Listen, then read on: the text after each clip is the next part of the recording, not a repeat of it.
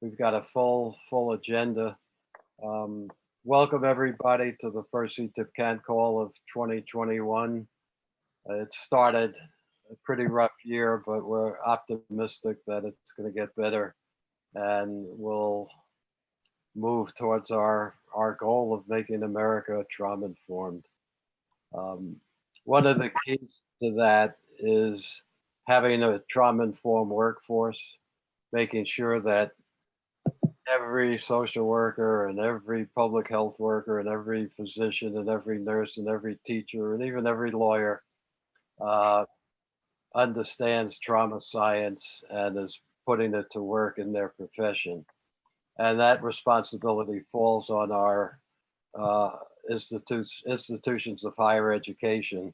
So our presentation today is on three institutions that have done groundbreaking work in infusing trauma informed science throughout their institutions, not just teaching a single course, but going far beyond that. And really, my mind, are models for other institutions around the country. So we're really happy to welcome uh, Southern Oregon University, Eastern Tennessee State University, and Florida State University, who will be our presenters today.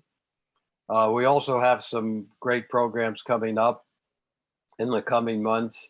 Uh, we're honored today to have Tracy Carney, the First Lady of Delaware, joining us. And in February, she and the team will be presenting on Trauma Matters Delaware and also a presentation on a program in Southern Oregon that's also making that community trauma informed. And then in March, we have a visit from our British cousin. Uh, Brexit hasn't hurt us. We still have a good relationship with our British fellows, and they have a program called WAVE, which is very similar to CTIPP, and they'll be talking about their program and how the two programs across the pond can work together. So we've got some great programs coming up, and I hope you'll be able to join us. Before we turn today's agenda, I have three short items I just want to fill you in on and ask for your help on. And then Jesse will talk a little bit about the legislation that Congress passed right at the turn of the year.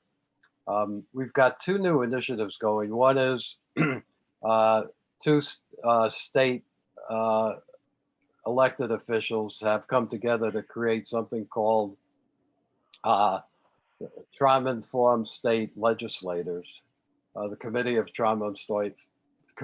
Trauma-Informed State Legislators, and the goal is to build up momentum at the state government level for trauma-informed programs.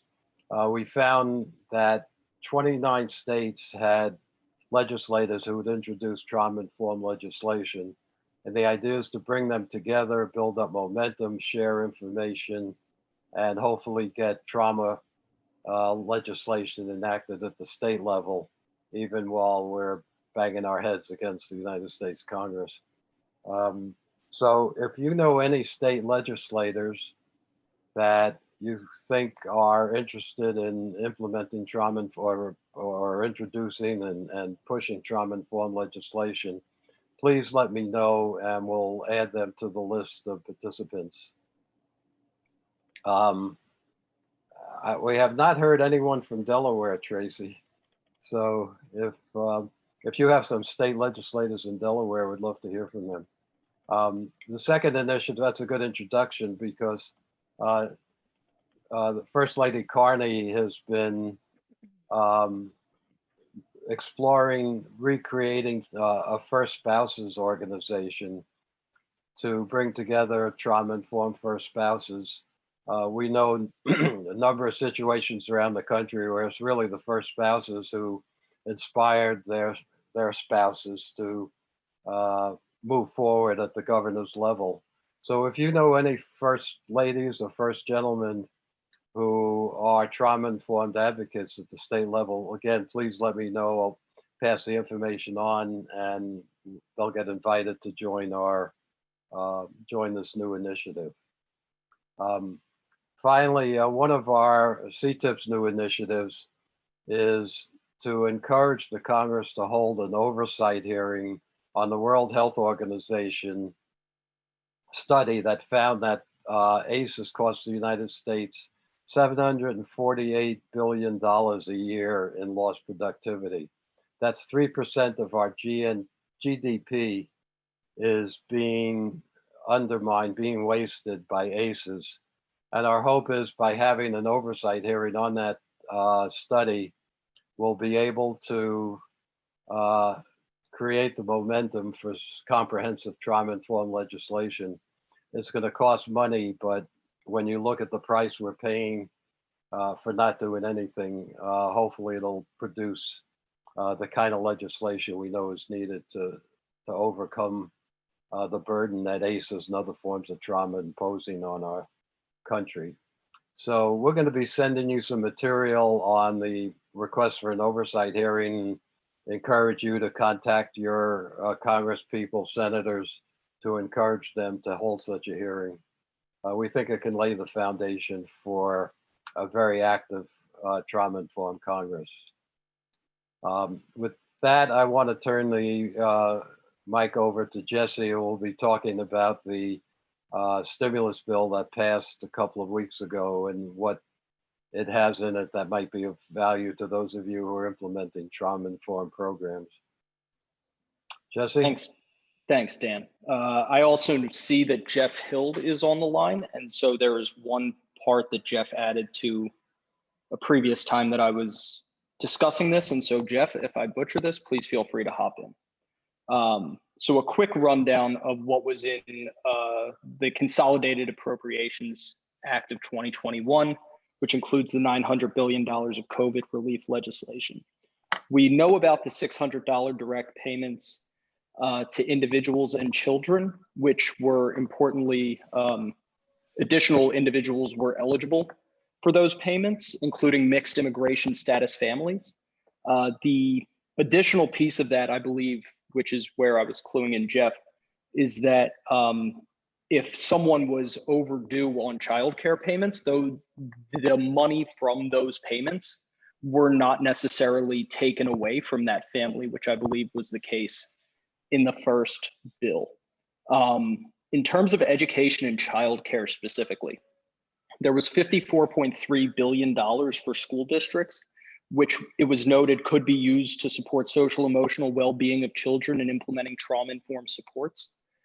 There was $4.1 billion in the Governor's Education Relief Fund, $10 billion through the Child Care Development Block Grants, and $250 million for Head Start grantees. With respect to trauma and ACEs specifically, there was a $10 million increase for the National Child Traumatic Stress Network, in addition to the $71.9 million in the underlying appropriations bill, which was already a $3 million funding increase from the prior year. There was $50 million for SAMHSA's Project Aware.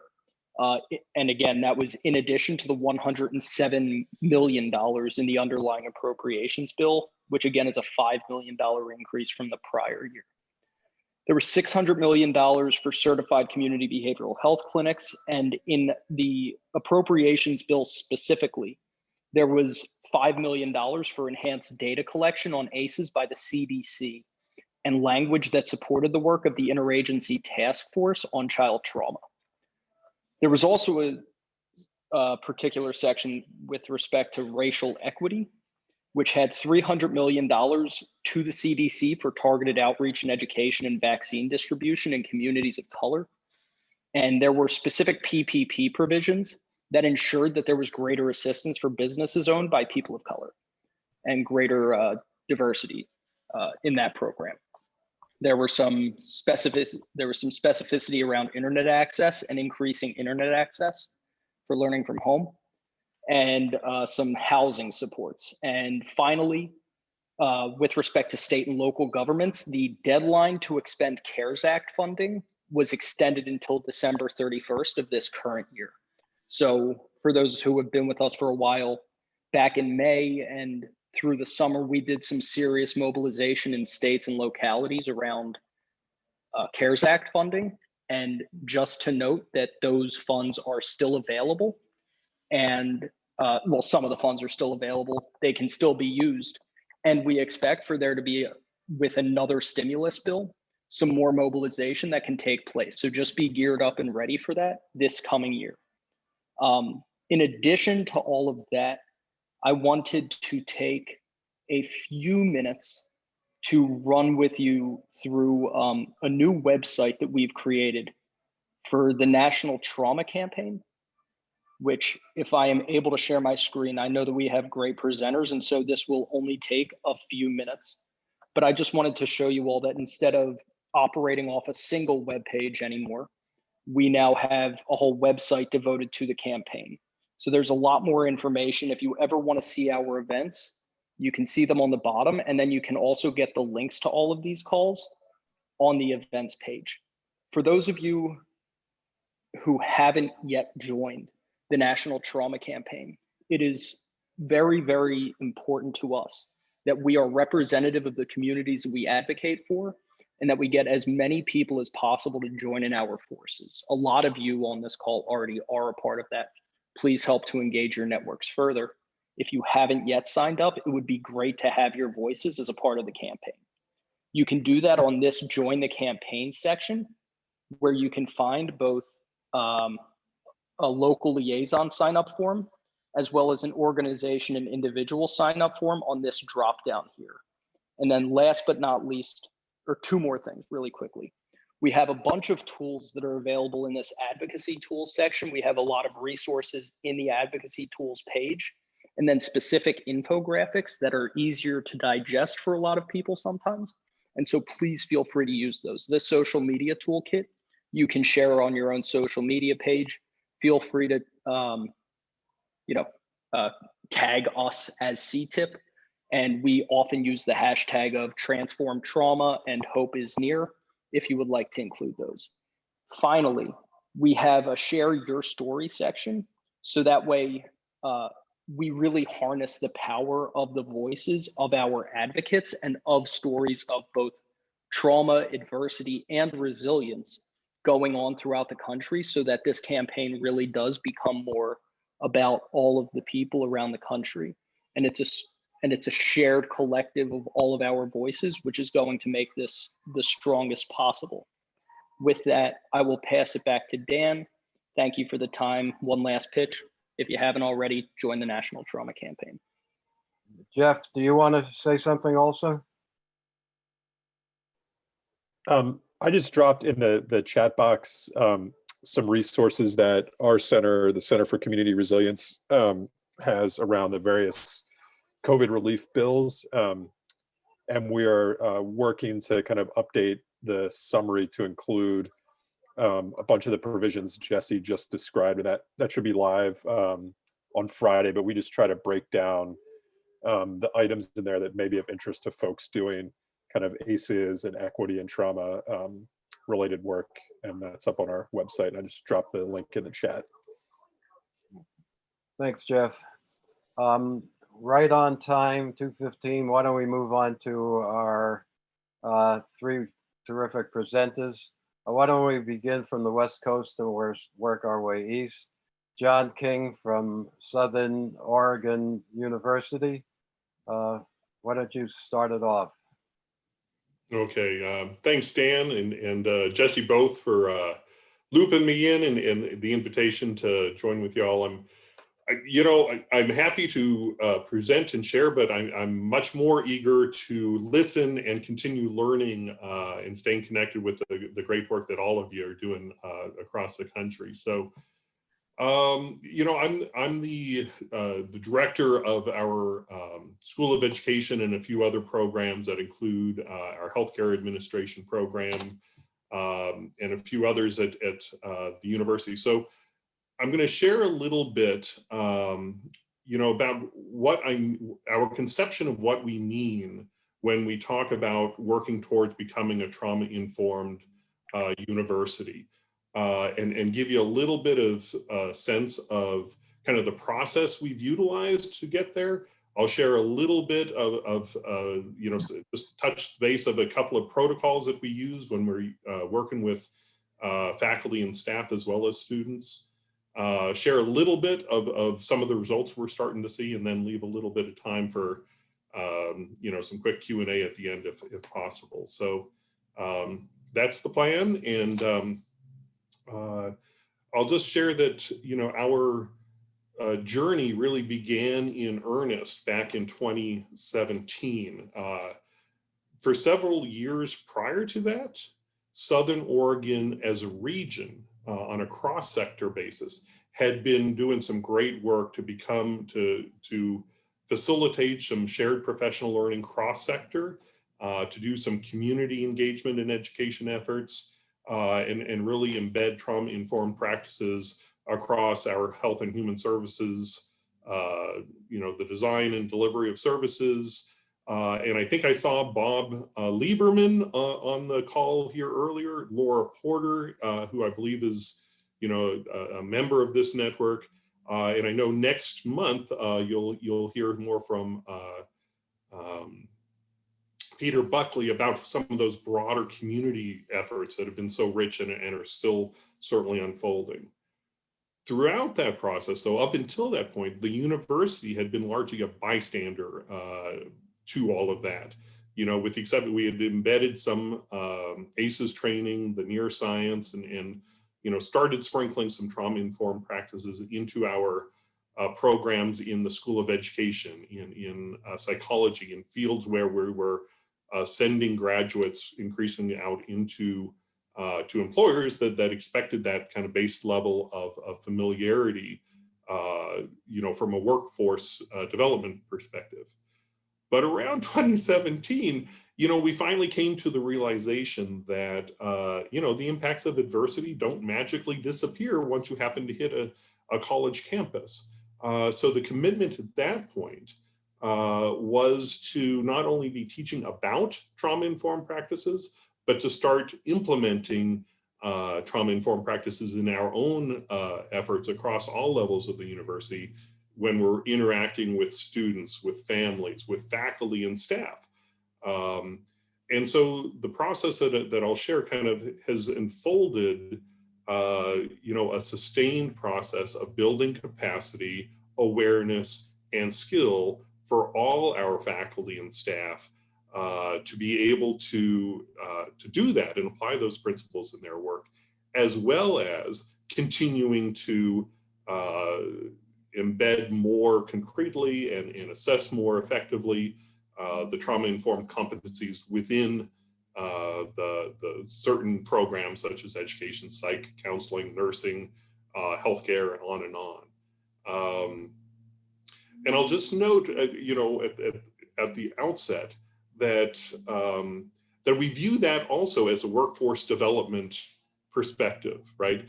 We're teaching people skill sets, yes, but even in interacting with our students in more trauma-informed ways, we're not only attending to their well-being and success and ability to thrive at the university, but we also know that students learn at least as much from what they see us do from anything we say and do. So our teaching, again, whether it's in financial aid, housing, in classes, whatever, part of the educational process of learning to be trauma-informed comes from seeing faculty and staff act in more trauma-informed manners, particularly when those faculty and staff are able to name that and explain what they're doing and why they're doing it. So, that's essentially kind of the ethos within which we're working. In terms of process, 2017, upon being excited about the idea of moving forward with this, I was able to take that proposition to our president and our board of trustees to get approval for that, their support, able to do a little bit of quick fundraising to bring in Laura Porter to do some high-level presentations for our upper-level administration and get people excited to say, yeah, we want to get on board with that. And then select a team of fairly high-level connected faculty and staff from both student and academic affairs to join a master training team and train with Rob Anda and Laura Porter in an intensive way, along with some other community partners. Again, Bob Lieberman can speak to that. Peter Buckley will talk to that next week a little bit about, or next month, about, you know, the connections in with the broader regional efforts. But then that team was charged with coming back and instilling a multi-year process of professional learning and collaboration across the university. So I'm just going to share my screen real briefly and give you just a glimpse of what some of that entailed and looked like. And I know this is, you know, I didn't winnow things down for PowerPoint size. So, you know, all these documents Dan and Jesse have as well, you know, if people are interested in accessing afterwards. But essentially, here we're just looking at the proposal that I brought to our president and board, kind of with the rationale, with the explanation of how this fits within our mission, and connection in with broader community efforts. But the part we're looking at here now really delves down into, starts to break down the different components of what that commitment to become trauma-informed really means for us.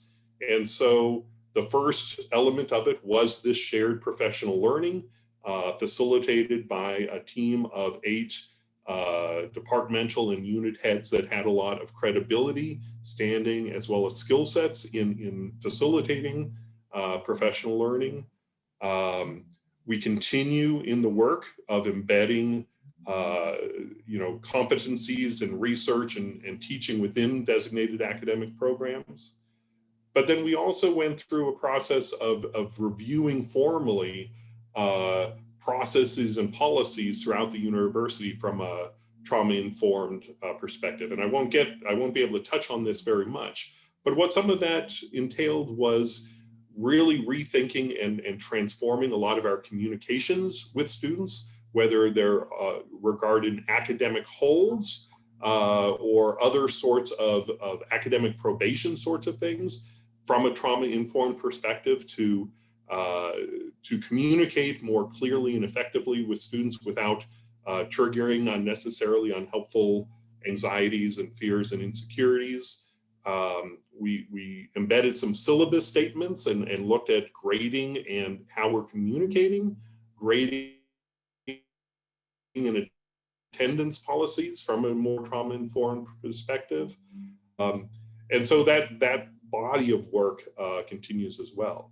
And then finally, we wanted to be really cognizant of this working as part of a broader community effort, that it's not just the university going alone. So finding concrete ways to stay engaged with and support our collective impact initiatives as a university within the wider region. And so strategically reaching out and forming partnerships with organizations that are walking the same journey with us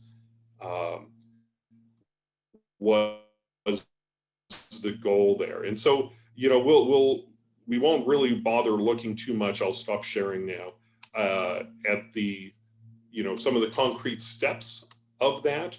I'll just say that the model we have used has a very conscious, deliberate shift in frame from talking about this whole process as professional development, a model where experts, whether it's Bob or Rob or Peter Buckley or Laura Porter, come to us and say, hey, here's how to do things. And instead we shifted to we implemented a professional collaboration model that's really focused on learning with and from each other. And so in working with our team of master trainers, would be invited in by specific units, different departments, different units. Again, the financial aid office, we would go in and do a session with. Our advising team, we would go in and do a session with. Our School of Business, our art department would invite the team in. And in that process, yes, we provide an overview to the near science and to point to some potential tools and resources to support trauma-informed practices, but we were also very engaged in listening and helping them identify practices that they were, now that they had a basic understanding of what trauma-informed perspective was, asking them to name, well, what practices are you already engaged with that address some of these same goals, even if you're not using that language? How are you acting how are you already acting in that way? And then how can we help refine, deepen, and extend those? And then ultimately over time, how can we connect them with other efforts that other units on campus are embedding too? So we'd start with a specific unit, stick with them a few times to hear and listen and develop their own toolkit, and then started a process of cross-fertilizing different units across campus where they're able to share practices, learn from each other, and then in a curated manner, really build out a toolkit for what trauma-informed practice looks like in the context of working with students or families or colleagues in a higher ed setting. So in that sense, you know, in one way, I guess there's an analogy to CTIPP, right? You know, on a national level, this was just taking that within the institutional level to look at how we were, again, learning with and from each other throughout that whole process. I'm going to share one more document, just again, to give you a sense of how this fit within the broader context of where the university was going, and then a couple of the protocols that we really kind of co-developed in working with these units across campus.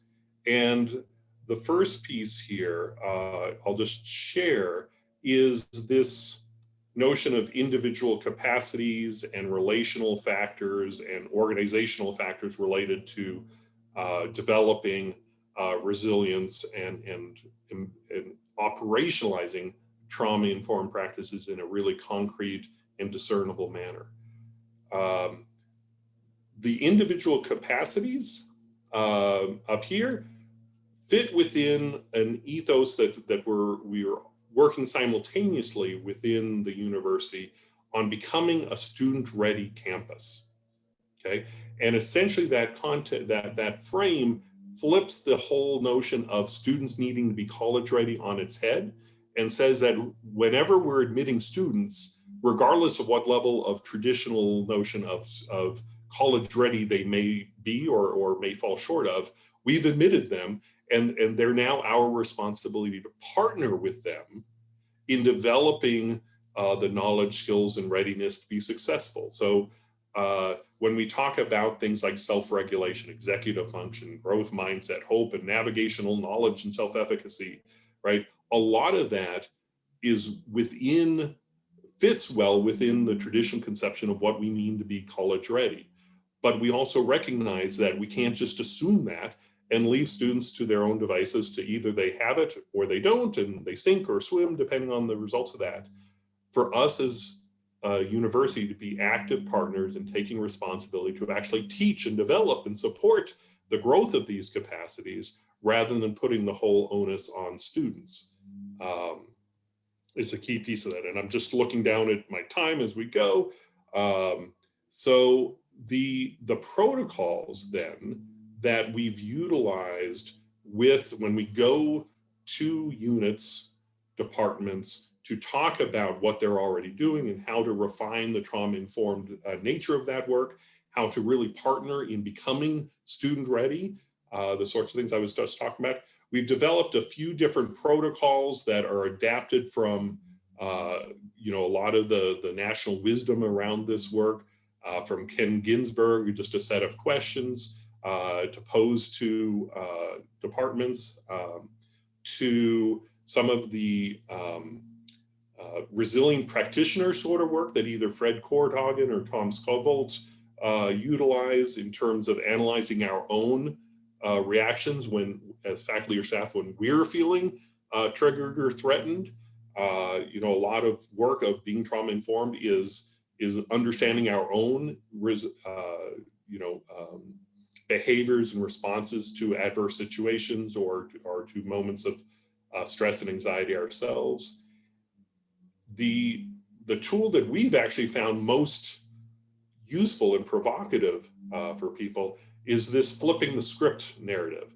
And essentially, it provides us a concrete grounding to replay scenarios, right? Actual interactions with students, with colleagues that seemed not to go terribly well, and to help faculty or staff identify actions that they may have been taking that might exacerbate or trigger some of the experiences of fear, isolation, shame, blame experienced by students that actually set us down on a downward spiral.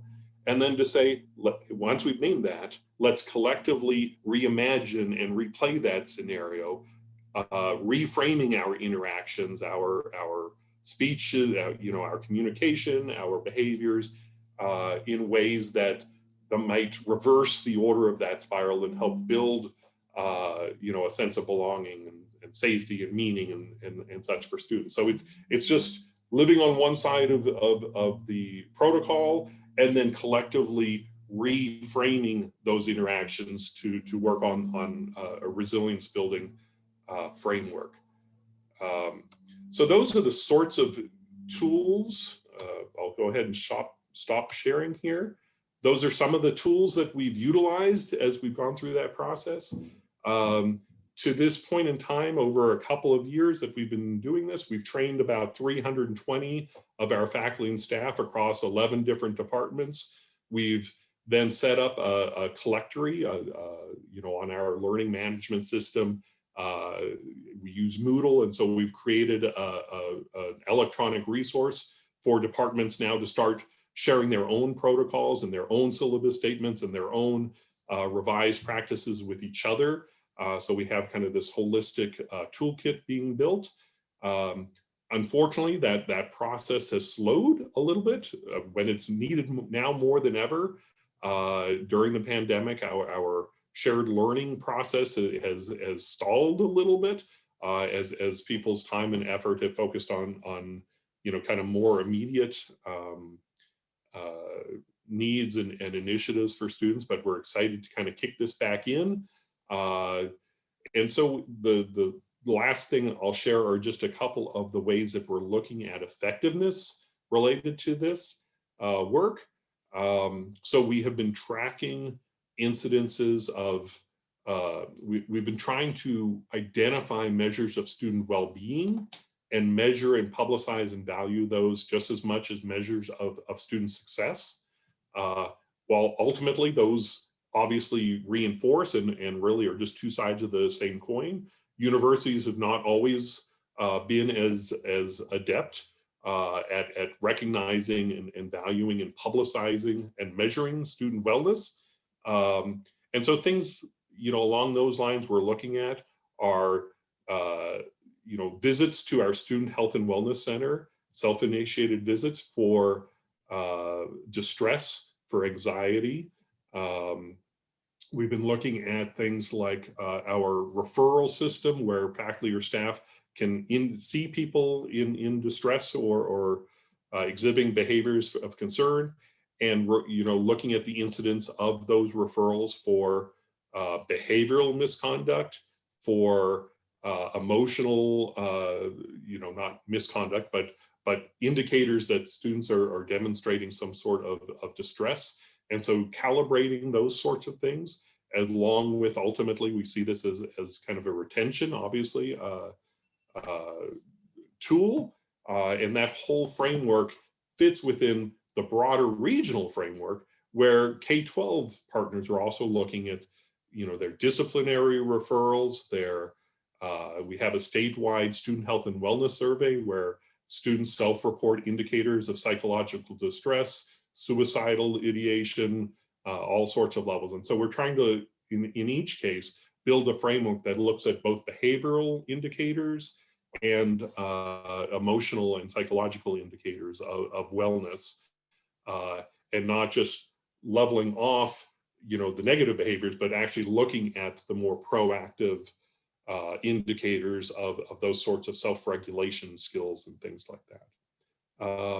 So there's a lot more I'd love to get into and unpack a little bit. We've got just a few minutes left according to my timer that just went off. So I'll halt there and, see if there's any questions, any responses, anyone else would like to jump in with? There was one question in the chat box about evaluations. Have you done evaluations of? Yeah, two different ways, and I'm going to pull back up that original framework.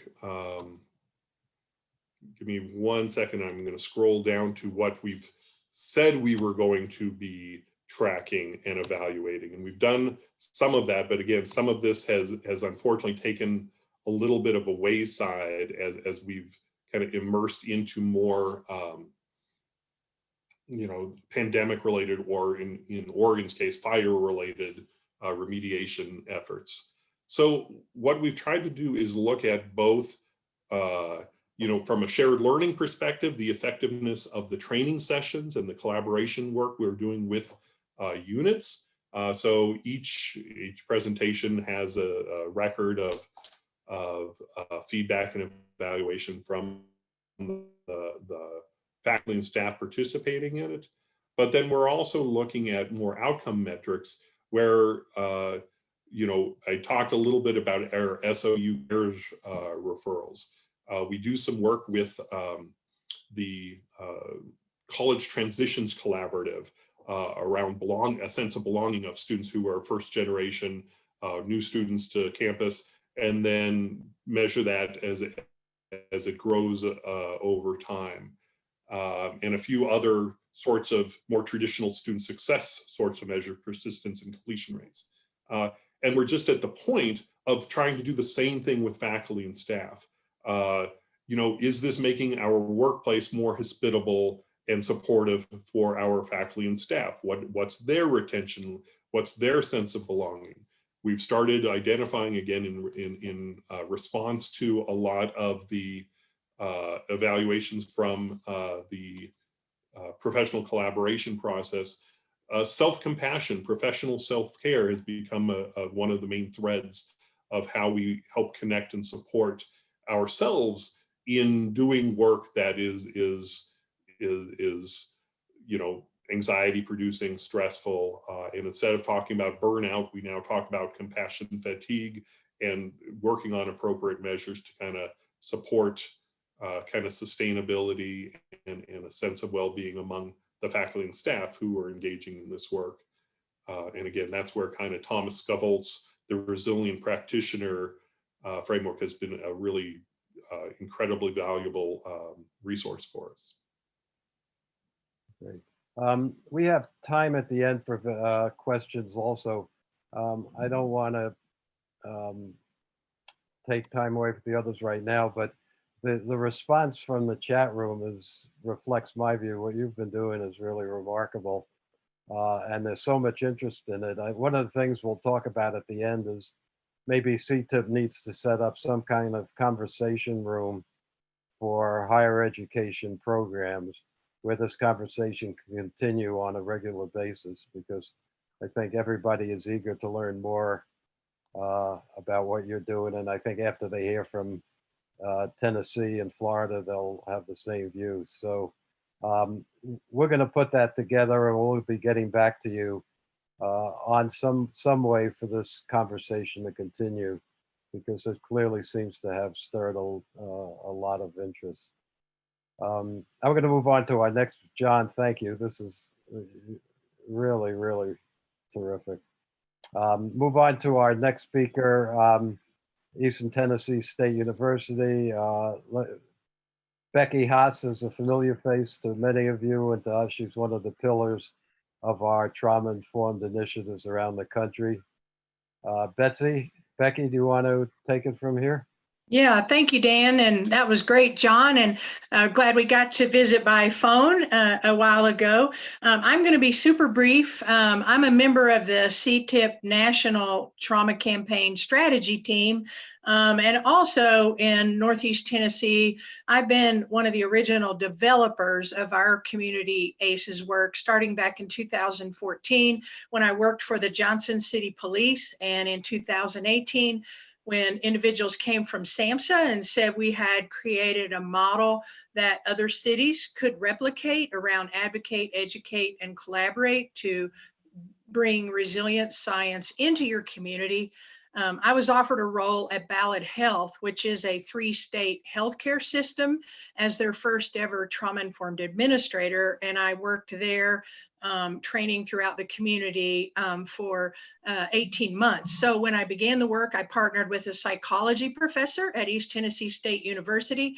And as our work grew in the community, her department chair, Dr. Wally Dixon, who's on our presentation today, he got very involved in leading work at ETSU. And in January of 2019, the CEO of Ballad Health asked me and the chief medical officer of the health system to begin a conversation with ETSU on forming a Strong Brain Institute. So in June of this year, Ballad Health gifted $1 million over 5 years to ETSU for the formation of Strong Brain Institute. So now I'm left Ballad and I'm an independent consultant training nationally. But Dr. Dixon had asked me to be a part of the Strong Brain Institute team. So I'm serving in curriculum development. And it's my joy today to just recognize who's going to present. We have Dr. Wally Dixon, who is the chair of psychology and a psychology professor. And he's the founding director of the Strong Brain Institute. Following him will be Dr. David Rohn, the chair and professor of pharmaceutical sciences at the ETSU Bill Gatton College of Pharmacy. And then following Dr. Rohn will be Dr. Megan Quinn, who's the interim chair and associate professor of biostatistics and epidemiology in the ETSU College of Public Health. We also have on the call today, listening in, Ben Schoenberg, who is the Strong Brain Institute Research Services Coordinator. So I'm going to turn it over to Dr. Dixon. Thank you, Becky. And thanks for doing those introductions, because I was thinking like what I would say, and I'm glad that you had it all written out. And I'm definitely going to have a conversation with John King, because SOU is about 3 years ahead of where we are. And a lot of what you're doing are things that you're doing now are things that we have been contemplating as we've been discussing our role on the campus. So I'm going to share my screen. I do have a PowerPoint. And I don't have time. I usually have a little origin story that I talk about. Becky announced that we got $1 million grant from Ballad Health in June. We actually got that money in March. And it's funny because the money came in right at the onset of COVID. And I found out about it. I was traveling back from a site visit somewhere, and I ran into our university president, Nolan, in the airport, which he was going somewhere. And he told me that we're going to get this money from Ballad at that point, or that the check had come in. He had seen the check. And then he was trying to figure out whether he was supposed to wear a mask, because his wife is a nurse, and she gave him a mask and said, "You need to wear this." And my response was, "Oh, CDC is telling us we shouldn't be wearing masks. You probably shouldn't put that on, because you're going to be touching your mask and you're going to be spreading disease and all that," which is, anyway, that's a long story.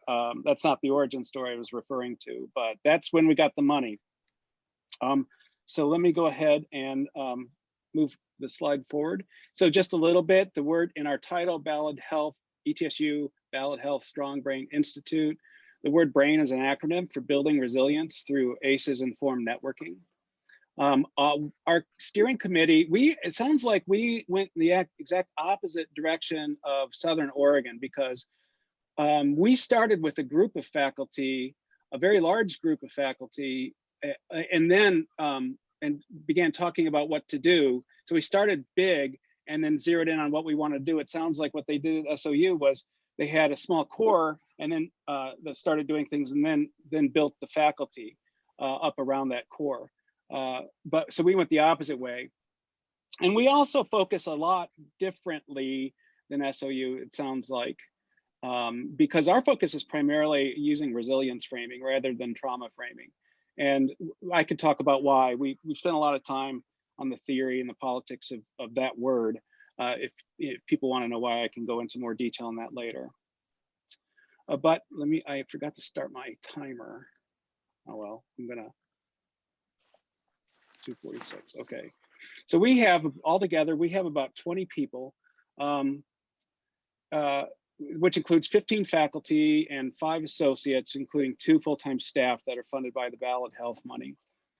We have 11 different academic departments represented on our steering committee. We call ourselves the Brain Trust, and individually we're Brain Trustees. And this is, to my knowledge, the only initiative that I know of that has actually had representation from all of our academic colleges. So we have somebody from everywhere, including we have a biology professor. Here's the names and the affiliations of the folks. We have somebody from business and technology. We have your traditional representations, including the health professions like psychology and counseling and nursing. But the biology professor, there's a very good story there too. I got him in because of his curmudgeonry toward this whole trauma-informed initiative, and my idea was if we can convince him and win him over, then we should be able to win over everybody. So anticipating resistance was a key early component of our approach, which is one of the reasons we focus on resilience rather than trauma. English professor. This was Becky was referencing June. That was when we had the press release, and it was a beautiful June summer day, and we were all there, and we had our nice ETSU masks. They were black market because I didn't have official permission to use the ETSU logo, so we made a black market order purchase. And then President Nolan was there, and he was also wearing a black market mask, so he told us that was okay. There wasn't time to get masks made with the ETSU logo. But when I work with these people, this is who I think we really are, superheroes. And when one of the things we do is we work together as think tanks, and we bounce ideas off of each other. And every product we produce is so much better for the collaboration that we have. And everybody has their superpowers, and we don't all have the same superpowers. Different people bring different lenses and strengths to their work, and all of that blossoms when we produce our products. We have identified a community advisory council. We identified, I think there's 12 sectors represented. Some big names like I mentioned earlier in the chat, the Honorable David Hawk, who's our regional representative to the Tennessee General Assembly. He's on our advisory council. The president of Mountain Empire Community College is on our advisory council. We have 2 representatives from Ballad Health, who are the funding agency for us on the advisory council. And we also cross 2 different states. So we have Tennessee, East Tennessee, and Southwestern Virginia. So we have a pretty significant science focus. We emphasize basic and applied sciences on ACEs, broadly conceived, prevention, mitigation, advocacy, but we're also trying to serve the community. So we're developing training opportunities, certificate programs, and right now badge programs. One of the things we want to do is connect people to each other. So doing a lot of dot connecting. We consult when people ask us, and we have done some consultation on campus already. And some of the ways that John King was talking about at SOU, we have been approached a couple of times about language. Particularly, we're not as embedded as it seems like they are there. People don't always think about us, but we have been consulted a couple of times, and one time was a language about mandatory mask policy on campus. We have 2 general teams, a curriculum team and institutional team. I'm going to talk a little bit about some of the projects that we're working on. Oh, just briefly, the curriculum team is designed to serve the certificate development piece and the badge development piece. The institution team is the team that's working on culturally transforming the institution. I don't want to get too much into that. One of the coolest projects that we're doing is a $50,000 funded research project. We want to wrap science around everything that we do. And so everything that we do has an IRB protocol that's reviewed by our institutional review board, so that when we get the data, we can publish this stuff. One of the projects that we're doing is a project to trauma inform the entire academic college of pharmacy. And David Roan's going to talk a little bit more about that in a minute.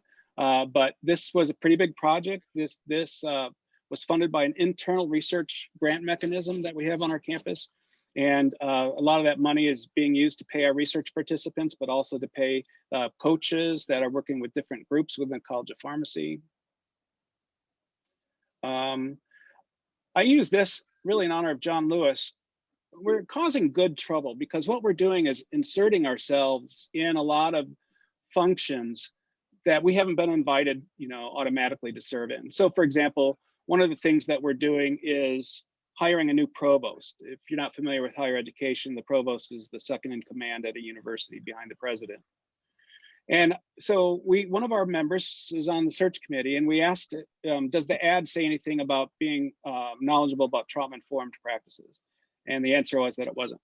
So we asked if we could amend the ad, and they said yes. They gave us the ad. We added a couple of mandatory skills in the mandatory skills section, one of the and knowledge, and so we added a sentence that said, must be knowledgeable about trauma-informed practices. And so that was huge, actually. So if you've ever searched for an academic job in administration, you're supposed to write a letter addressing the skills that you have. Now every person who applies for that job is going to have to say how they're knowledgeable about trauma-informed practices. And that almost, I hope, assures that we'll get a provost who's going to come in ready to go in that area.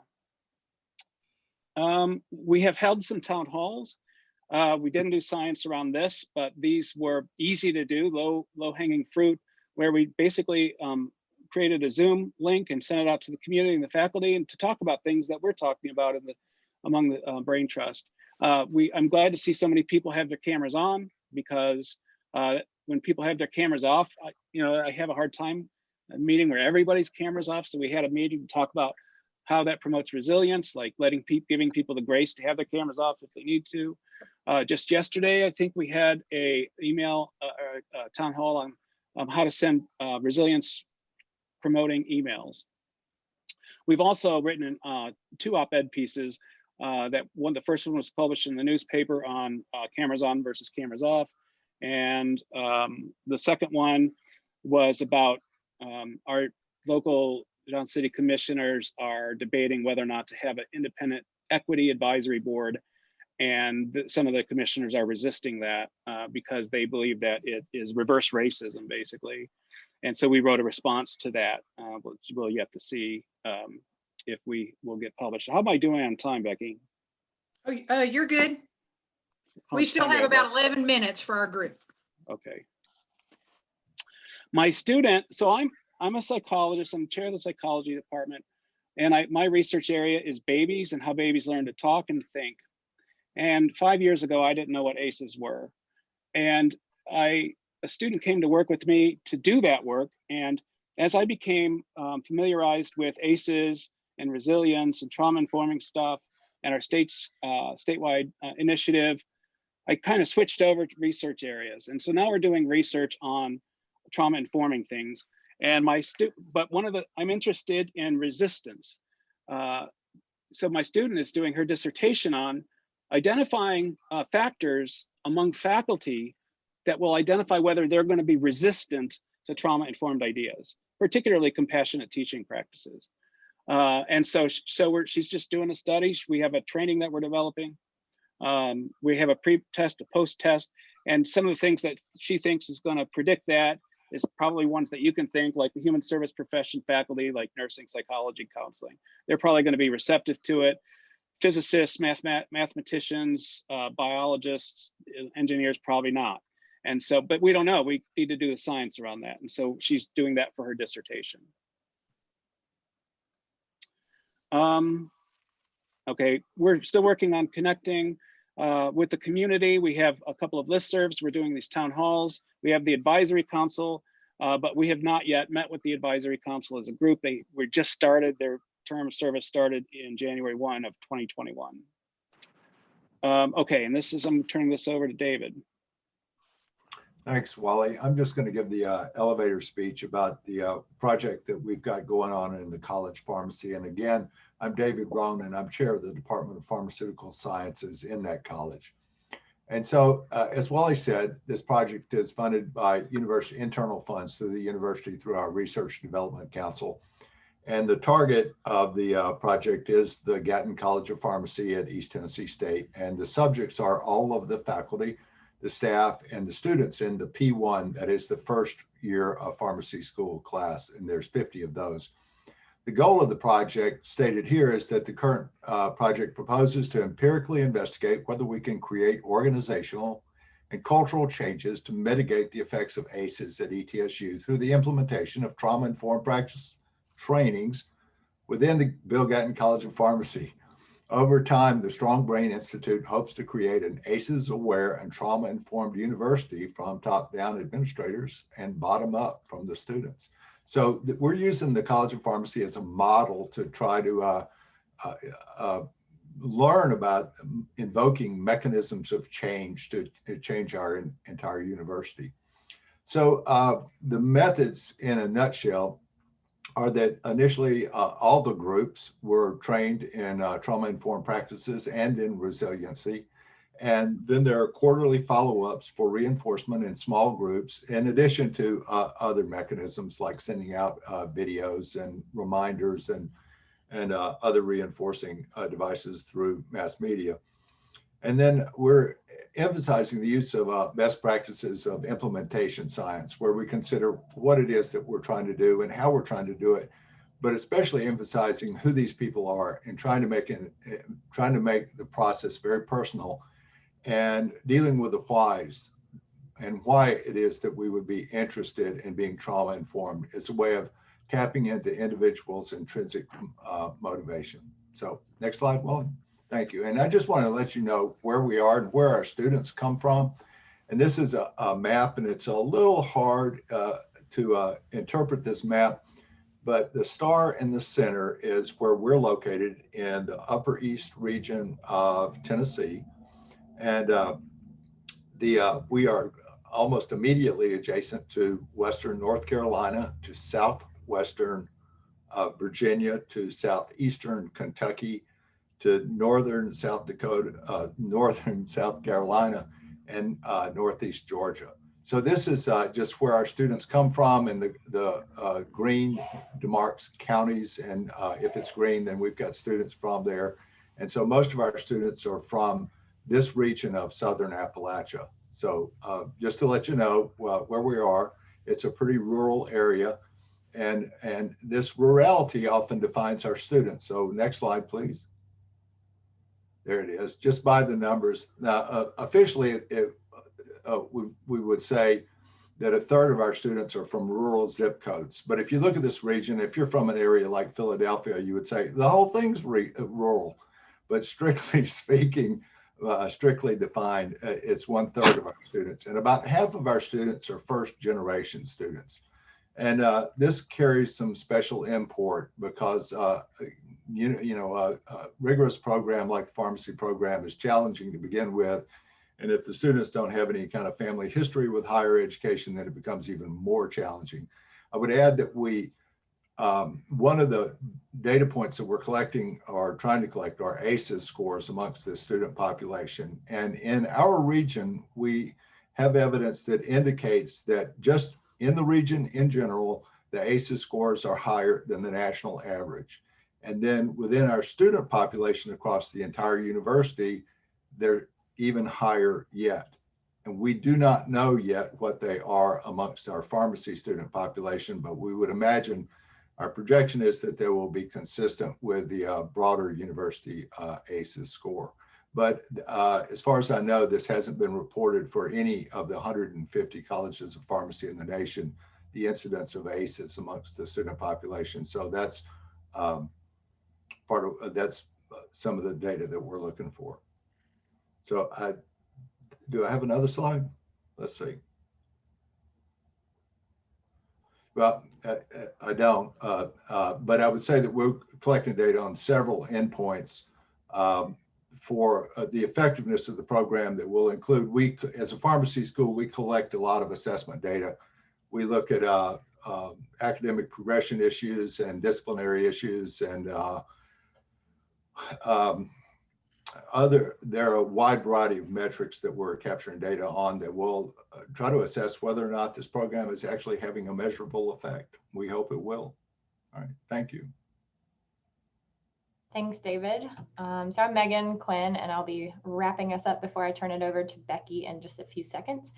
And so one of the most exciting things about the project with the College of Pharmacy to me is that it will measure some of the things that we weren't able to measure in the project that I'm going to talk about. So we don't have a lot of information on outcomes of the students that we worked with in the project that I'll be discussing, but we will have those in the project with David and the College of Pharmacy. So it's nice to see the progression of the Strong Brain Institute in our science as well.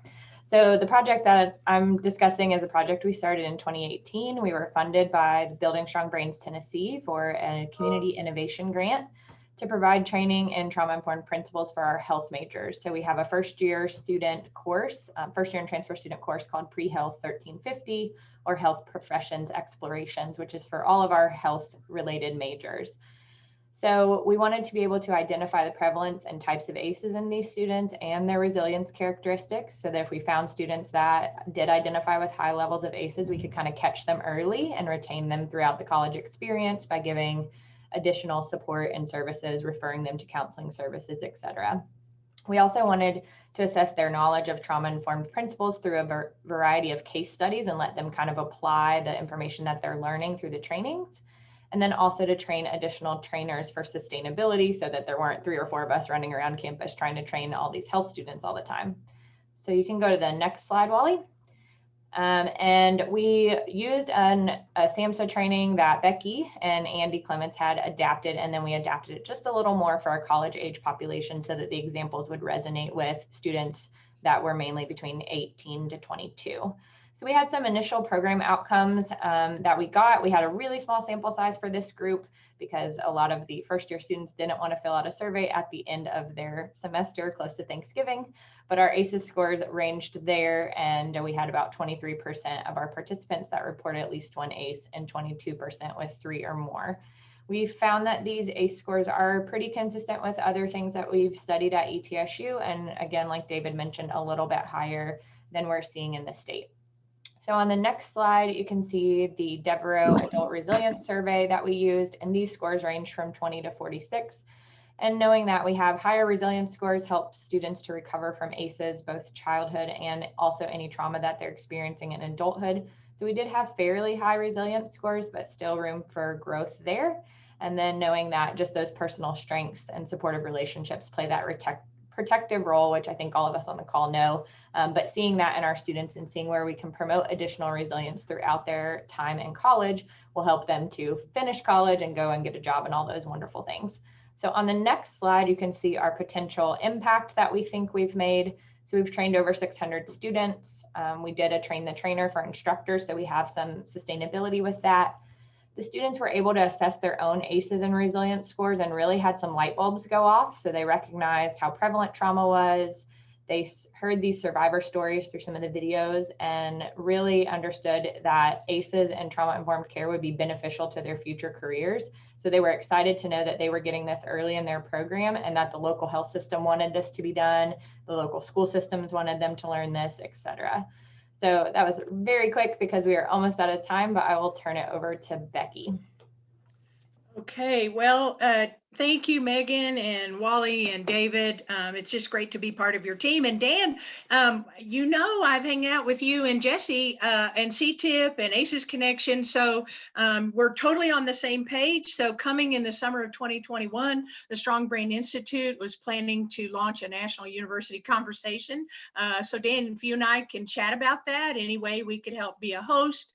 And I have learned as a community organizer and now in the national work that I'm doing, Really, these collaboratives are amazing. I've been really blessed to be a part of the CTIPP group since 2017. And these collaborative learning sessions really help accelerate the work. So the goal of our national conversation is to learn from each other about creating new courses or certificate programs, implementing resilience science into campus life, and then barrier-free successes along the way. I always feel like these conversations are like a family reunion, and there's so much inspiration just hearing from John already, and I know Mimi's going to have that.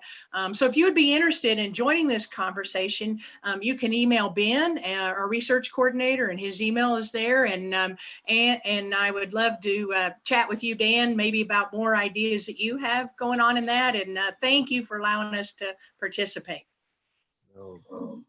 As usual, Becky, you're 2 steps ahead of the rest of us. We'd love to find a way to work with you. Clearly, there's no reason to reinvent the wheel. And you guys have been breaking the ground, doing groundbreaking work for years. So we'll find a way to work together on it. Plus, you're the energy bunny. You never run out of energy to work on these things. So thank you all. We now, our final presentation will move south to Florida, and one of our outstanding CTIPP board members, Mimi Graham. You want to start and then introduce Karen, Mimi?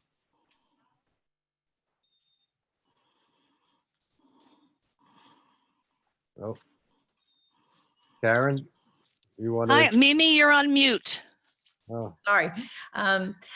Thank you so much. And I loved hearing about Becky. She's from my neck of the woods in Southwest Virginia. And I love seeing all the, we want $1 million sugar daddy too. So just awesome what all you're doing.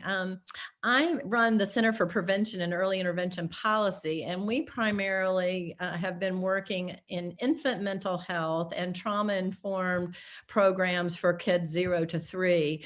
We've created a trauma-informed childcare curriculum that is used, trauma-informed home visiting, and our favorite work are our baby courts, where we've really taken the trauma science and infant mental health into the courts. And I see Judge Tepper and Sandy Neidert on here. And if anybody wants to know more about that, love to talk about it. But it's really been applying the trauma science in the community and trying to create a trauma-informed state. And so we hadn't done a lot of work inside the university. And that was until we had our new dean of social work, Jim Clark, and he has been so open to discussions on trauma. And what we realized is we had a lot of experts within our university on different aspects of trauma, trauma in our med school, trauma in our law faculty, human trafficking, and particularly in social work. And so we've had discussions. We are looking for, how to bring that all together so we can really have more of a collective impact within our university. This year we got to teach the first infant mental health graduate class. And it really is how you hold a parent and a child, the emotional needs of both of them at the same time.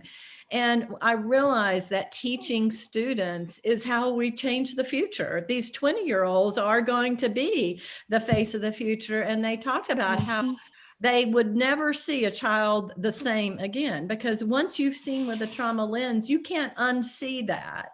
And so I've been so fortunate to become friends and admirers with Karen Omi, who she is a JD lawyer by her training, but she runs the Institute on Domestic Violence, or the Prevention of Family Violence Studies in the School of Social Work. And she has done some amazing things. This is probably not in her job description anywhere, which is also awesome, that we have a lot of latitude to do the work that we're passionate about. And in our infant mental health world, it's all about relationships. And Karen's relationship with our provost led to a really exciting group of initiatives that she's done. A couple of years ago at graduation, there were 3 attempted suicides, and one of them was successful while their parents were sitting there in the auditorium. And I think it really shook up the administration. And I think that's when the provost went to Karen and they decided we needed to do something proactive. And so she's going to tell you about her student resilience project. And as John and others were talking, you know, they did focus groups and people didn't want to talk about trauma. They did want to talk about resilience. So there really is something about the words matter. So she's going to talk about that, but also about the professional trauma certification that she created, you know, basically by herself in her spare time. And it has had a global impact. We've had a couple thousand people have gone through it, including 200 or 300 of our judges, particularly with COVID and not being able to travel. This online trauma certification has been a huge hit with our judiciary. Then we also have done a lot at the university of focusing on faculty. I begrudgingly did this training last week called the Cognito training, and it's how to identify students that are in distress. And there's 3 different scenarios of what you do. And everybody in the whole university, all the staff and faculty and OPS, everybody was required to take that, as well as mental health first aid. So we are really trying to become I don't think there's ever any intention to become a trauma-informed university. Rather, there are a number of initiatives that are focused both on faculty and staff, as well as students, to build the resiliency, to make it a better place to live and work. And let's face it, this is our work family. We spend the majority of our lives in our work. And these aren't just colleagues, they become our dear colleagues. And so I'd like to turn it over to my dear colleague, Karen, and she can tell you the amazing work that she's done and the data that shows how effective it is. Well, thank you so much, Mimi. But one thing that I have to make sure everybody understands is I'm just the leader of the band, and there is no way that I'm the only person doing this work. We have a very large team, including Mimi, our star, but from all of our colleges on the university campus. So I'm going to go ahead and share my screen. Let's see, there we go. Can you see my screen? Yes? Yes. Okay, awesome. And this is an update. I know we've only got a very few minutes, but I'll give you the 30,000 foot up from the planet view. And let's move these over so you can see. There we go. So you can see we have what's called the FSU Student Resilience Project. And if you want to take a peek, it's at strong.fsu.edu. And it is a campus-wide project. It is universal prevention for everyone in the FSU community. And let's see, here are the keys. This is sort of the money shot. There we go. It's a complement with an E to all of the existing services. We have quite a large university with tremendous resources. But what we learned was that we didn't have that universal prevention. We didn't have something that taught everyone about trauma, that taught everyone coping skills. Where we were actually, and I'm outside, so you can probably hear the birds and the cars, and teaching everyone in a very design-heavy way about trauma and resilience. And when I say design-heavy, we spent a tremendous amount of time on what the design would look like with student input on every step of the way, because we learned that what administrators liked visually, aesthetically, was not the same thing that our 18 to 20-year-old crowd liked. And so we learned that we needed a lot more emphasis on animation, on pop art, on color, on things that looked edgy. So we spent a lot of time on the design process after really delving deeply into the science. This is sort of an idea of the different kinds of things that we have on the Resilience site. Videos, interactive exercises, hitting all the points that I heard so many of the speakers say before this presentation, right? The idea of strengths, the idea of values, the idea of coping skills, frustration tolerance. We even curate sleep and relaxation audios. We talk a lot about frustration tolerance and emotional self-regulation. There's a lot on emotional intelligence in this curriculum. So these are sort of the pieces and parts. And as I said, it's available to anyone in the FSU community, but our emphasis has been on communicating heavily to our first-year students and our transfer students. As Mimi did say, and I think I heard Wally say earlier, or maybe it was John, people like resilience a lot more than they like trauma. But when they learn about trauma, the light bulbs go off and people have a different perspective. So we think that trauma is an integral and essential part of this universal prevention training.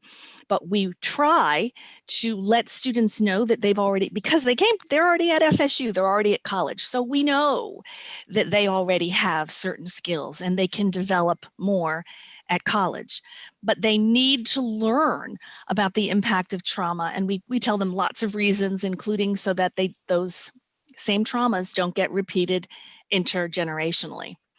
Now, before COVID, so of course we're now in our third year. Before COVID, we spent a lot of time with our student ambassadors. This is very important to have the peer communicators, the messaging. We have dog tags that say resilience, the buttons, the t-shirts, the handbills, all at the sign at the bottom, our libraries were so important.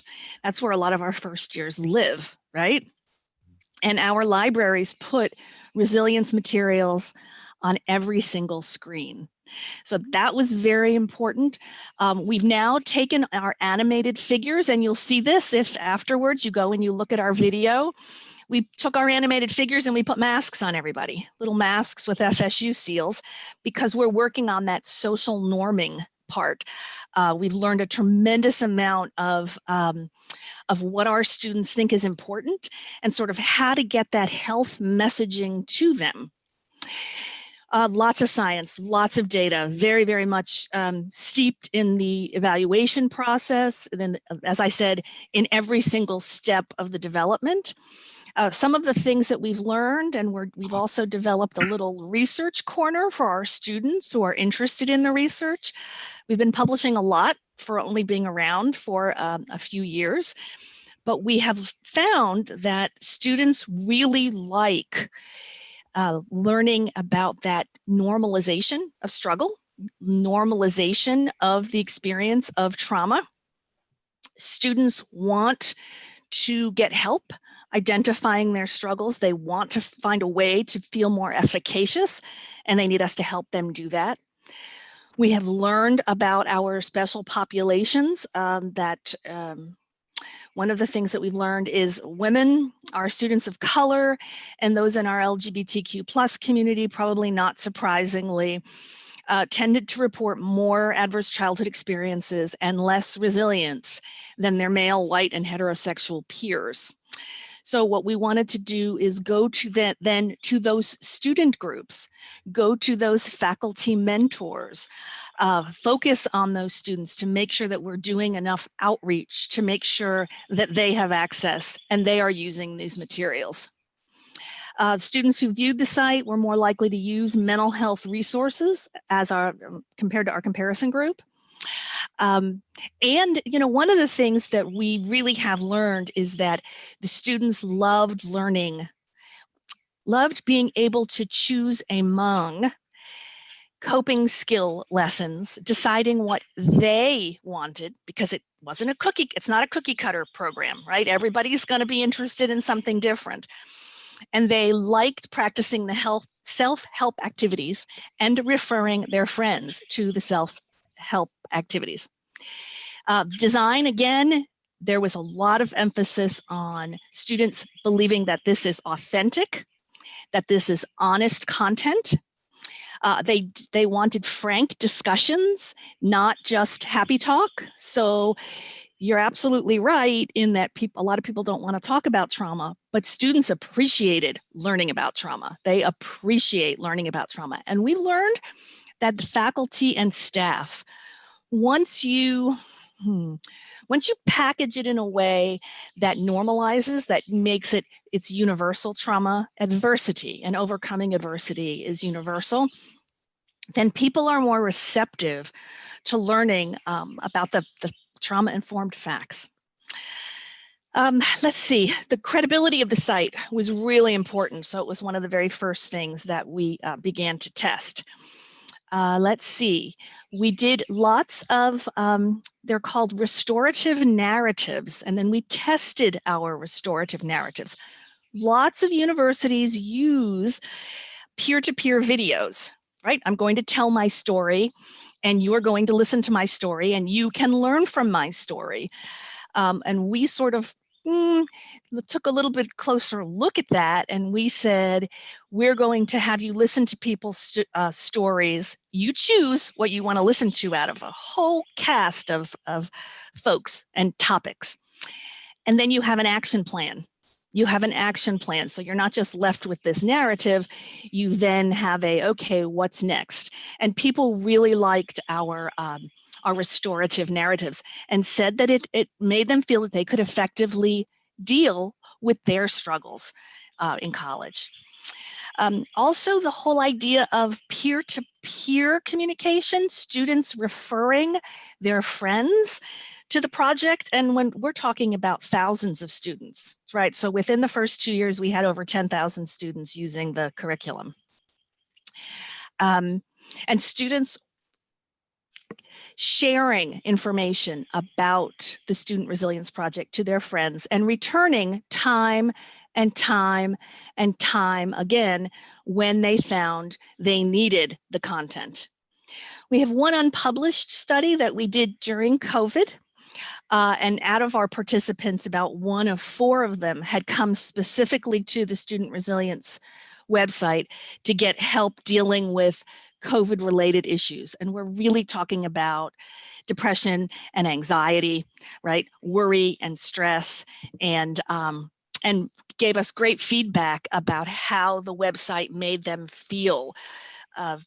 Normalizing stress over COVID, emphasizing that we get that certain populations are affected more than others. Again, that truth telling, super important. The references, now I think that Dan said he would give everybody the PowerPoint, so you can have the references if you want to look up the articles. I think we've got 6 here. Yeah, we've got 6 that I wanted to make sure that you all had access to. And then I wanted to show you, here we go. And I'll do it really quickly because I know we've only got a couple minutes left. Can everybody see this? Let's see, how do we get it bigger? There we go. These are our professional certifications. As Mimi said, we have now branched out. We want multidisciplinary professionals to learn in Florida and nationally, and actually even internationally, about trauma and resilience. We developed the first one a couple of years ago, level 1. We've developed level 2. We've also done a human trafficking prevention and intervention from a Karen? public. Yes, Can't see 'em, I am Karen. so sorry to you interrupt. can't. We can't see your screen. Thank you. Thank you for telling me. You're so kind. Absolutely. Okay, here we go. There it is. There it is. Yes, very good. Can you see it? Yes. Okay, awesome. And human trafficking from a public health and a trauma-informed perspective. And we have, this is for across the board, I think as Mimi said, everybody from people in education, in social services across the board. The judiciary have been trained on levels 1, 2, and human trafficking. Very, very important to offer CEUs for all of these professions. And this summer, and this is really important, our next big thing is we are going to produce a professional certification on college student trauma and resilience so that we can make sure that we get this information out. Because whenever I talk to folks across the country, everybody wants to talk about resilience and nobody wants to talk about trauma. So we're hoping to be able to be part of the solution in developing that a professional certification, and we expect that'll be launched in early summer. Any quick questions? I know our time is up.